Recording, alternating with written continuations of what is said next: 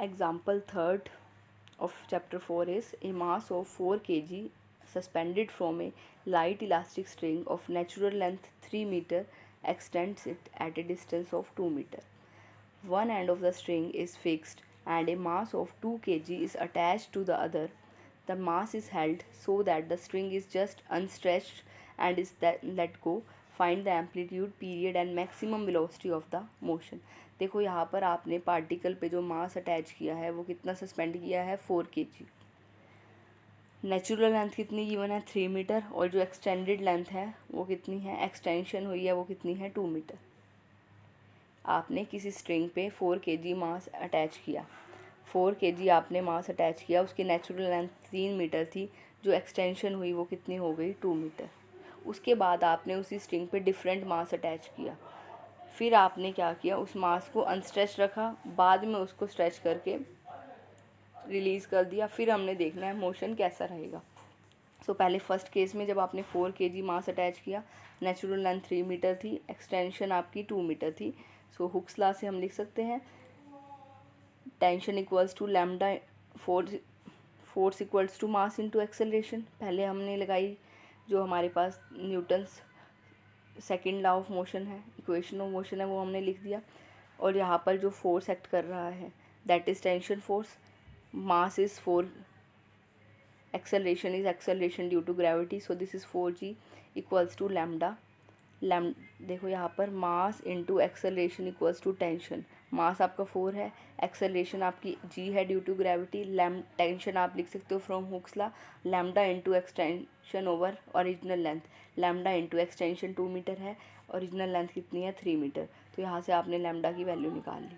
उसके बाद आपने क्या किया, उस स्ट्रिंग पे 2 kg मास अटैच किया, एक एंड आपने फिक्स कर दिया, स्ट्रिंग आपकी 3 मीटर की थी, अब आपने उस पर कुछ मास हैंग किया, कितना मास हैंग किया 2 kg। अब इतना मास हैंग करने के बाद पहले तो वो कैसे रही, इक्विलिब्रियम में रही। जब भी आप मास हैंग करते हो तो क्या होता है, कुछ स्ट्रेचिंग हो जाती है स्ट्रिंग में। आपके पास कोई स्ट्रिंग है, अगर आप उसके एक साइड फिक्स करके दूसरे साइड पे मास हैंग करोगे तो क्या होगी, स्ट्रिंग की लेंथ तो इंक्रीज़ हो जाएगी, इक्विलिब्रियम पोजीशन एक बार तो आ जाएगा।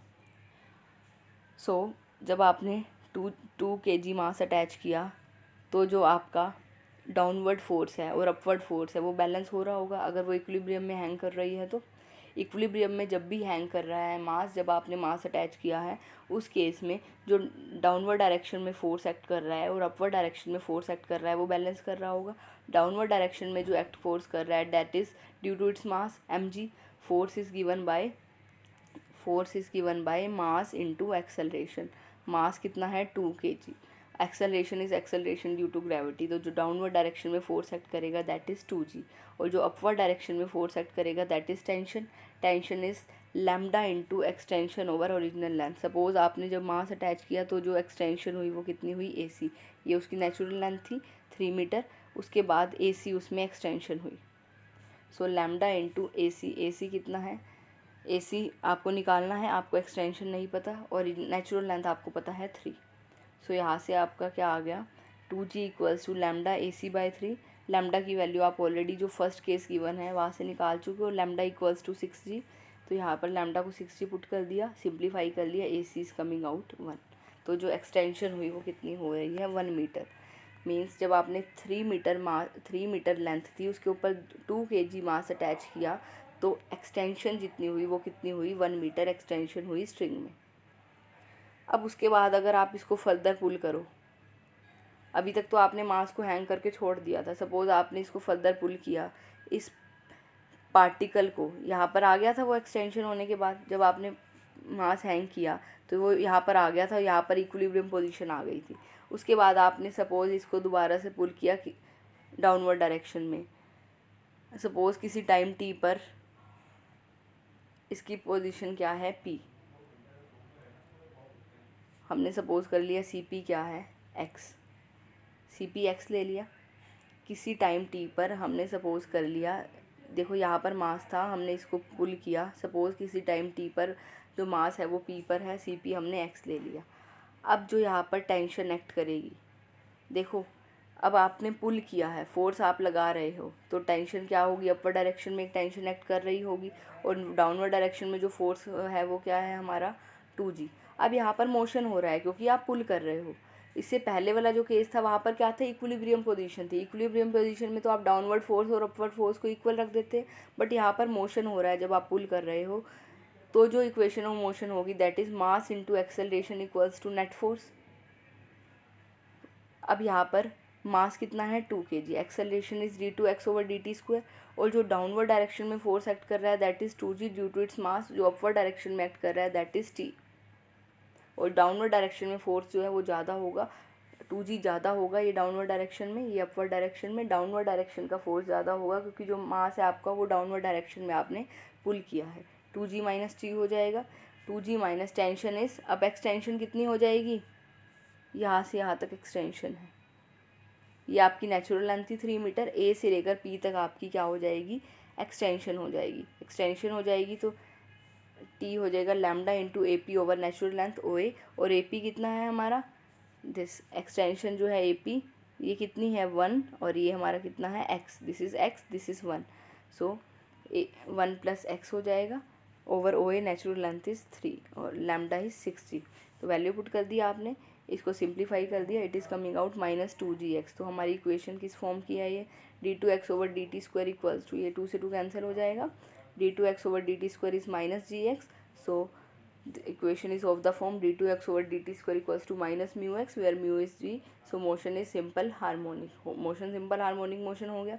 अब आपने टाइम पीरियड निकालना है, टाइम पीरियड कितना है 2π/√μ, 2π/√μ, √μ इज g।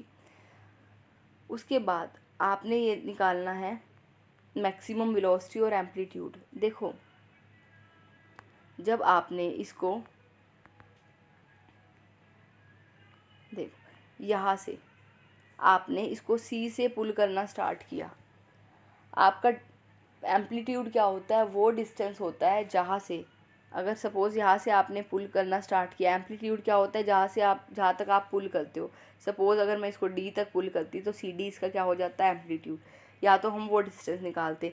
अब हमें पता है जब हम पुल करते हैं तो मोशन कैसा होता है, सिंपल हार्मोनिक मोशन, तो ये जितना नीचे जाएगा उतना ऊपर जाएगा, मीन्स जहाँ ये डी पे रेस्ट पे आ रहा है तो यहाँ कहीं रेस्ट पे आएगा। सिंपल हार्मोनिक मोशन में यही होता है, क्योंकि सी के अबाउट, तो यहाँ जो सी के अबाउट मोशन होगा वो सिंपल हार्मोनिक मोशन होगा, क्योंकि आपने सी से स्ट्रेच करना स्टार्ट किया है।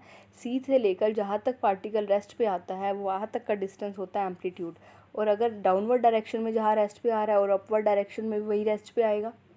अब यहाँ पर हमें पता है पार्टिकल ए पर रेस्ट पे है, क्योंकि ए पोजीशन कैसी है, इक्विलिब्रियम की पोजीशन है। आपने पार्टिकल को स्ट्रेच किया, सी से स्ट्रेच करना स्टार्ट किया, सी से जहाँ तक ये डाउनवर्ड जाएगा रेस्ट पे आएगा वो आपका एम्पलीट्यूड होएगा। इसी तरह से जहाँ वो ऊपर अपवर्ड डायरेक्शन में रेस्ट पे रहेगा वहाँ पर भी क्या होगा, अपवर्ड डायरेक्शन में जहाँ पर वो रेस्ट पे रहेगा वहाँ से वहाँ तक का डिस्टेंस भी हमारा एम्पलीट्यूड हो जाएगा। सो ये ए पर हमें पता है पार्टिकल रेस्ट पे है, ए पोजीशन हमारी रेस्ट की है, तो सी ए हमारा क्या हो जाएगा एम्पलीट्यूड इस केस में। और एम्पलीट्यूड आपका फाइंड आउट हो गया, सी ए, और सी ए 1 मीटर है। मैक्सिमम वेलोसिटी हमारी √μ है, √μ is √g, A is 1, so maximum velocity आ गई हमारी √g। Next is example 4th। A light elastic string of natural length L has one end fixed at a point O and other end attached to a particle, the weight of which in equilibrium position would extend the string to a length L1. Show that if the particle is dropped from rest at O, it will come to instantaneous rest at a depth of √L1² minus L² below the equilibrium position। देखो सबसे पहले तो string की हमें natural length L given है जिसका एक and fix है ऊपर, दूसरे एंड पे हमने एक पार्टिकल अटैच किया। अब जब कुछ वेट अटैच किया है आपने तो क्या होगी, एक्सटेंशन होगी स्ट्रिंग में। एक्सटेंशन होने के बाद जो स्ट्रिंग में की लेंथ हुई वो हमारी कितनी हो गई L1।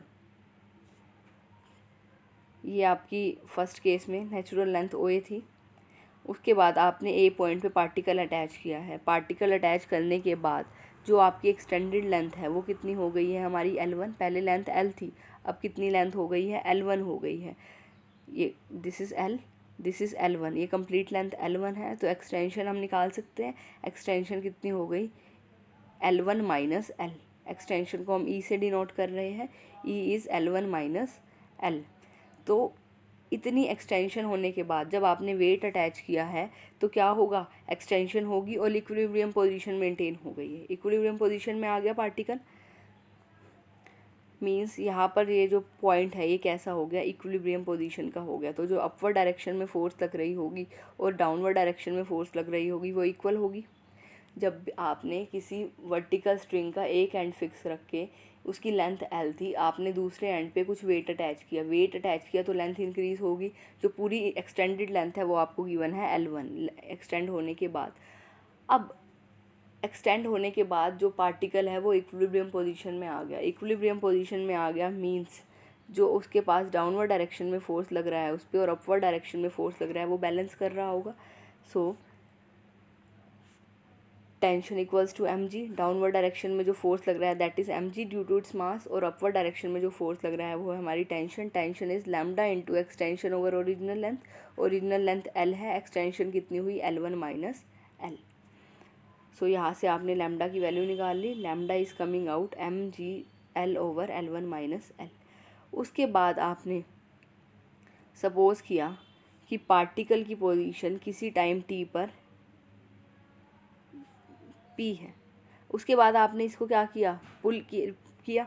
देखो यहाँ तक तो आपने जस्ट मास अटैच किया था, कुछ फोर्स एक्ट नहीं कर रहा था। अब यहाँ पर आपने इसको पुल किया तो किसी टाइम t पर पार्टिकल की पोजीशन क्या होगी, P होगी। ये B तो यही पॉइंट है जहाँ पर वो इक्विलिब्रियम पोजीशन थी। यहाँ से आपने इसको स्ट्रेच किया, पुल किया मास को, तो किसी टाइम t पर पार्टिकल की पोजीशन P है तो हमने BP क्या ले लिया, x ले लिया। अब मोशन हो रहा है क्योंकि आप पुल कर रहे हो तो हम इक्वेशन ऑफ मोशन लिख सकते हैं। Equation of motion is mass into acceleration equals to force. Net force क्या होगा, डाउनवर्ड डायरेक्शन में फोर्स एक्ट कर रहा है mg, अपवर्ड डायरेक्शन में क्या एक्ट करेगी, टेंशन, और डाउनवर्ड डायरेक्शन में फोर्स जो होगा वो ग्रेटर होगा क्योंकि जो हमारा मास है वो डाउनवर्ड डायरेक्शन में जा रहा है तो mg ग्रेटर होगा। तो जो नेट फोर्स होगा that is mg minus T. mg minus T, tension आप लिखोगे बाय हुक्स लॉ। अब एक्सटेंशन कितनी हुई है, ये तो थी नेचुरल लेंथ। नेचुरल लेंथ के बाद जितनी भी लेंथ इंक्रीज़ हुई है, ये नेचुरल लेंथ थी, उसके बाद इतनी लेंथ इंक्रीज़ हुई, ये आपकी होगी एक्सटेंशन। ये थी L, एक्सटेंशन कितनी हुई, L1 माइनस L थी ये E, ये आपका E था L1 माइनस L, और उसके बाद आपने ये BP लिया x। तो जो AP हुआ वो क्या हो गया, L1 minus L plus x, ये हो गया। AP आपकी पूरी एक्सटेंशन है। AP में से AB जो है वो इक्वल है L1 माइनस L के, और BP है x के इक्वल, तो AP हो गया L1 minus L plus x, और over natural length is L। Lambda की वैल्यू आपने पुट कर दी यहाँ से, lambda is mg L over L1 minus L।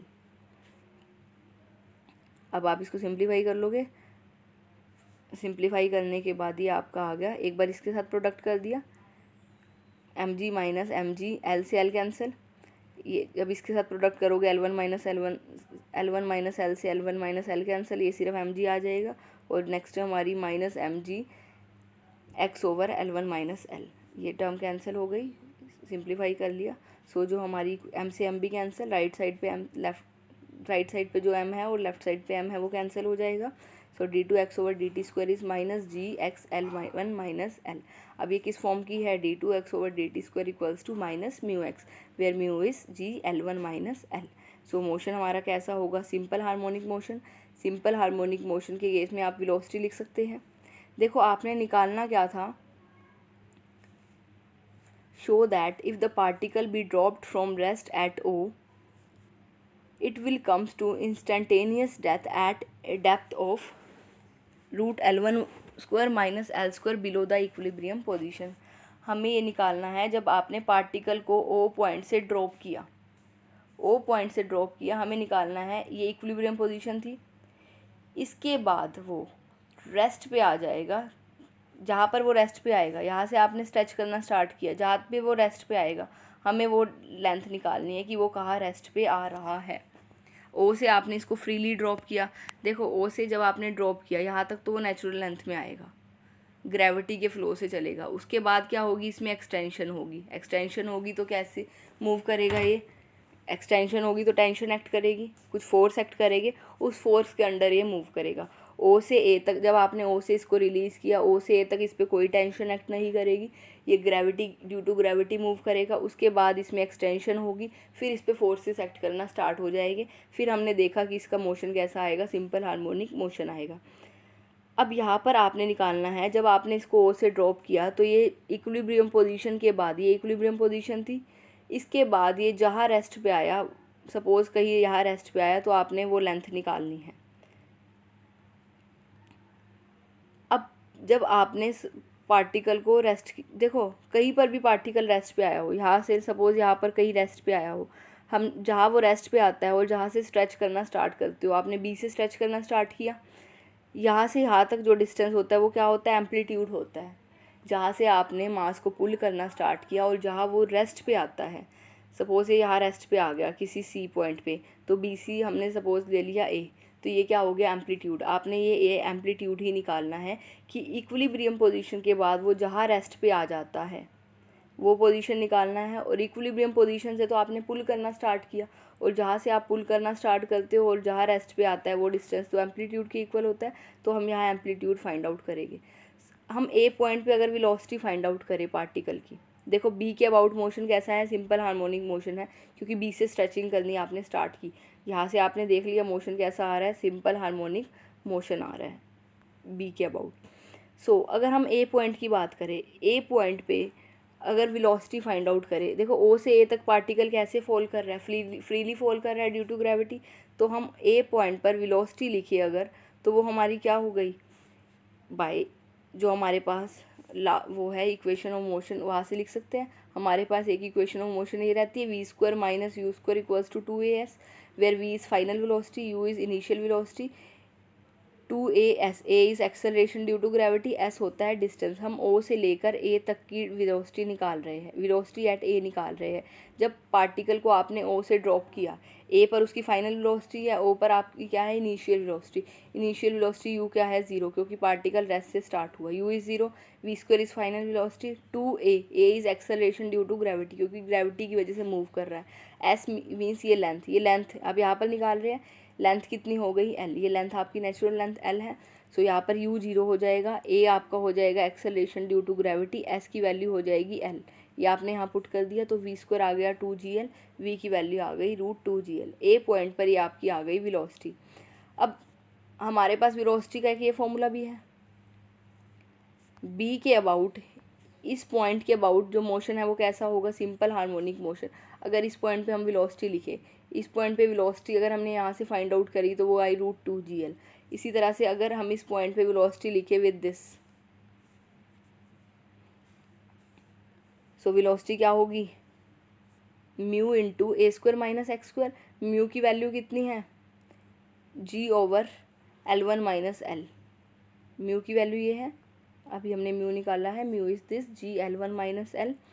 ए हमारा है एम्पलीट्यूड जो हमने निकालना है, हमें ए की वैल्यू ही निकालनी है, माइनस एक्स स्क्वायर। एक्स क्या होता है, जहाँ से आप डिस्टेंस देखो बी से आप डिस्टेंस मेज़र कर रहे हो, कहाँ तक का कर रहे हो, ए तक का, क्योंकि हम ए पॉइंट पे वेलोसिटी लिख रहे हो। आप इस फॉर्मूले से v square equals to mu a square minus x square से, क्योंकि बी के अबाउट सिंपल हार्मोनिक मोशन है, इस फॉर्मूला से ये हमारा वेलोसिटी आती है in case of simple harmonic motion.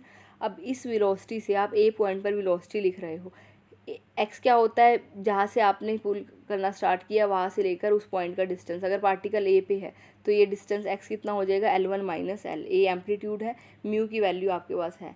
आप बी पॉइंट से लेकर, क्योंकि बी से आपने स्ट्रेच करना स्टार्ट किया, बी के about simple harmonic motion perform हो रहा है। सो पार्टिकल अगर आपका ए पे है, आप ए पे वेलोसिटी निकाल रहे हो, तो बी ए कितना है हमारे पास, L1 माइनस एल, तो एक्स की वैल्यू हो जाएगी L1 माइनस एल। सो ये आपका हो जाएगा mu a square minus x square, x is L1 minus L square. और यही वेलोसिटी ए पॉइंट पर आपने ये भी निकाल ली है, तो दोनों वेलोसिटी क्या हो जाएगी, इक्वल हो जाएगी। दिस इज, ये भी वी स्क्वायर है, v square is mu a square minus x square, ये आपका वी स्क्वायर क्या आ गया 2gl। तो आप इसको सिंप्लीफाई कर लेंगे, 2g, जी से जी cancel, 2l into L1 minus L equals to A square L1 minus L whole square. यहाँ से आप इसको सिंप्लीफाई कर लेंगे, सिंप्लीफाई करने के बाद आपकी ए की वैल्यू आ रही है दिस, एम्पलीट्यूड ये आ गया। एम्पलीट्यूड होने का मतलब क्या है कि बी पॉइंट से लेकर जहाँ से स्ट्रेच किया है वो डिस्टेंस जहाँ पार्टिकल रेस्ट पे आ रहा है, आपने वही डिस्टेंस निकालना था जहाँ पार्टिकल रेस्ट पे आ रहा है। सो ये आपकी डिस्टेंस आ गया। Thank you.